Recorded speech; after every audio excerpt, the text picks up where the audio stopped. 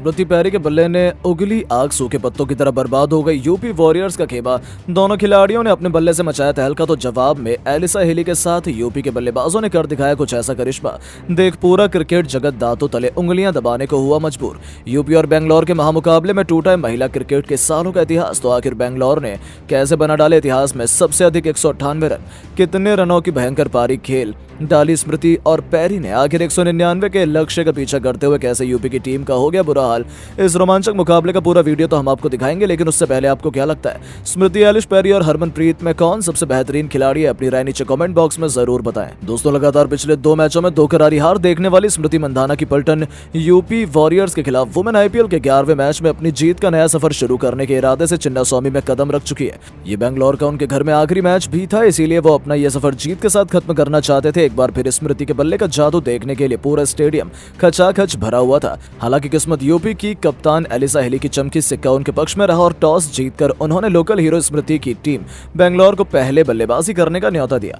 बेंगलोर को धाकड़ शुरुआत दिलाने के लिए इस बार बेंगलोर ने ओपनिंग जोड़ी में बदलाव किया है। स्मृति मंधाना के साथ इस बार अपने बल्ले से तहलका मचाने सब्बिनेनी मेघना कदम रख चुकी थी। हालांकि पहले ओवर में दोनों खिलाड़ियों को हाथ खोलने का बिल्कुल मौका नहीं मिला। दोनों ने संभल कर अपनी टीम की शुरुआत की थी, लेकिन दूसरा ओवर लेकर जैसे ही अंजलि आई, पहले उन्होंने 2 गेंद वाइड फेंकी, तो फिर ओवर की पहली ही गेंद पर मंधाना ने एक जबरदस्त चौका लगाकर अपने तेवर यूपी को दिखा दिए। तो वहीं 5वीं गेंद पर मेघना ने भी बेहतर चौका लगाकर अपने गेयर में बदलाव करना शुरू कर दिया था। मेघना का बल्ला आज बोला नहीं बल्कि गरज रहा था, लेकिन दूसरी तरफ स्मृति मंधाना भी पीछे नहीं रही। चौथे ओवर में एक जबरदस्त छक्का कवर के ऊपर से लगाकर उन्होंने पूरे स्टेडियम में खुशी की एक नई लहर दौड़ा दी थी। दोनों तरफ से आप गेंदबाजों की भरपूर पिटाई हो रही थी। बेंगलोर की पारी 10 के भी अधिक के रन रेट से आगे बढ़ रही थी। मेघना ने पावर प्ले के 6ठे ओवर में एक बेहतरीन चौका लगाकर स्मृति के साथ अर्धशतकीय साझेदारी को अंजाम दिया और बेंगलोर को 50 रनों के पार पहुंचाया। हालांकि अगले ही गेंद पर अंजलि ने मेघना को चलता कर बेंगलोर को पहला झटका दिया था, जहां मेघना 21 गेंद पर 5 चौके की बदौलत 28 रन वापस लौटी। नंबर 3 की पोजीशन पर बैटिंग करने उतरी एलिस पैरी ने पहले ही गेंद पर करारा चौका लगाकर अपना खाता खोला। 6 ओवर में बेंगलोर ने 1 विकेट के नुकसान पर 57 रन बनाए थे। स्मृति मंधाना रुकने का नाम नहीं ले रही थी। इसी बीच उन्हें एक जीवन दान भी मिला, जिसका बखूबी फायदा उठाते हुए उन्होंने बेंगलोर को एक मजबूत स्थिति में पहुंचा दिया। 10 ओवर में बेंगलोर ने 84 रन बना लिए थे और देखते ही देखते स्मृति मंधाना ने 12वें ओवर में एक जबरदस्त छक्के से अपना तूफानी अर्धशतक केवल 34 गेंद में ठोका और इतिहास के पन्नों में अपना नाम सुनहरे अक्षरों में लिखवाया। इसी के साथ 12 ओवर में बेंगलोर ने 102 रन बना लिए थे।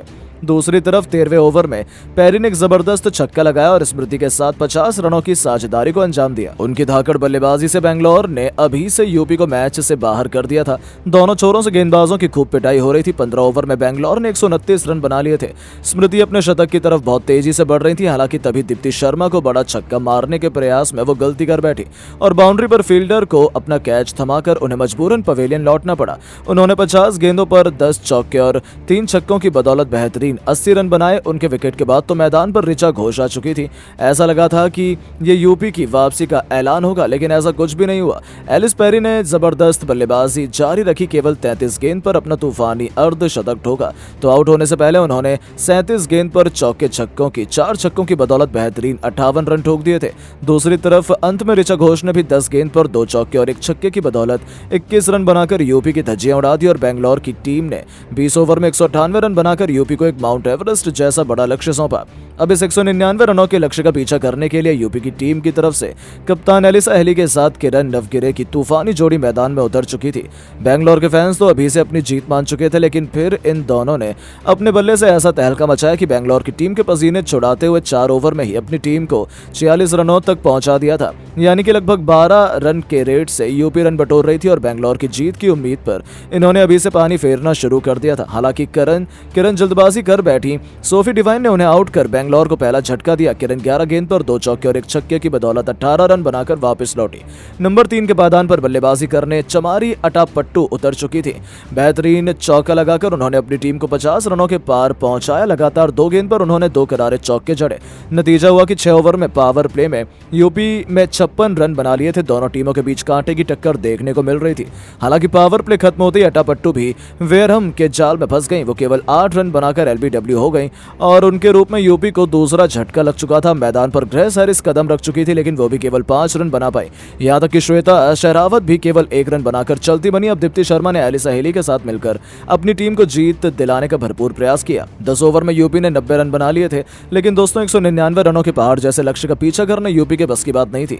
उनके बल्लेबाजों ने भरपूर प्रयास किया। दीप्ति शर्मा ने भी एडी चोटी का जोर लगा दिया, लेकिन अंत में बेंगलोर ने न केवल इस मुकाबले में बाजी मारी बल्कि सीजन की अपनी तीसरी जीत दर्ज कर उन्होंने पहली आईपीएल ट्रॉफी की तरफ मजबूती से कदम बढ़ाना शुरू कर दिया। लेकिन दोस्तों, अब आपको क्या लगता है कि स्मृति मंधाना क्या पहली बार बेंगलोर की वुमेन आईपीएल का चैंपियन बना पाएंगी? अपनी राय नीचे कमेंट बॉक्स में जरूर बताएं और ऐसी शानदार खबरों के लिए चैनल को सब्सक्राइब करना बिल्कुल ना भूलें। धन्यवाद।